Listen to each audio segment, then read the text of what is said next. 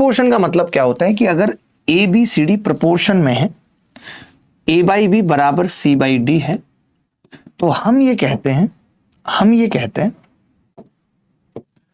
कि एडी बराबर बीसी होगा। एक तो ये वाली बात कहते हैं एडी बराबर बीसी होगा। आप में से कितने लोग ये वाली बात जानते हैं?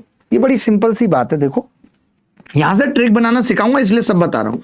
1/2, अगर इसको 2 से ऊपर नीचे गुणा कर दूं तो 2/4 के बराबर होगा या नहीं? बोलो होगा। तो यहां से मैं ये कह सकता हूं कि 2 में 1 जोड़ दूं, अगर मैं 1 + 2 लिख दूं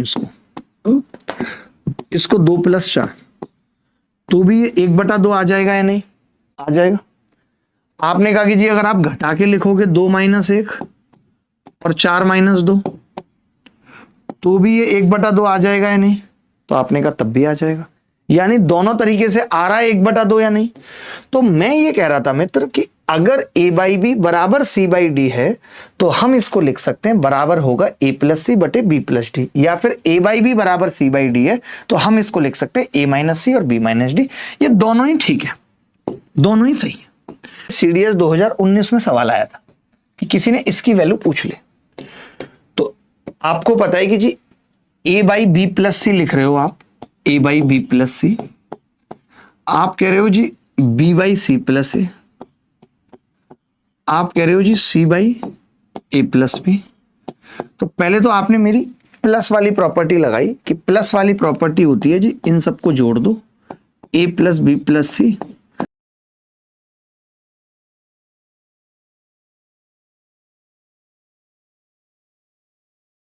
उत्तर आ गया जी 1/2। एक तो ये आ गया 1/2। अच्छा अगर मैं माइनस वाली लगा दूं तो माइनस वाली में क्या होगा कि इसमें से ये घटाऊंगा और इसमें से ये घटाऊंगा, तो ये बराबर होगा a - b, और c से c कट गया तो b - a बराबर -1 -1 आ जाएगा। यानी इस सवाल का उत्तर क्या होगा जी? इस सवाल का उत्तर होगा कि ये 1/2 या -1 के बराबर है। एक सवाल से हमने इस कंसेप्ट को और स्ट्रॉन्ग कर लिया, प्लस और माइनस वाले को हमने और स्ट्रॉन्ग कर लिया। एक सवाल और मैंने पूछ लिया, एक छोटा सा टुच्चा सा सवाल मैंने और पूछ लिया। आप उत्तर बताइए इसका क्या होगा। आपको याद है अभी तो ताजा ताजा कि मैंने अभी पढ़ाया है क्या, कि ये बराबर होगा किसके? ऊपर वाला जोड़ दीजिए।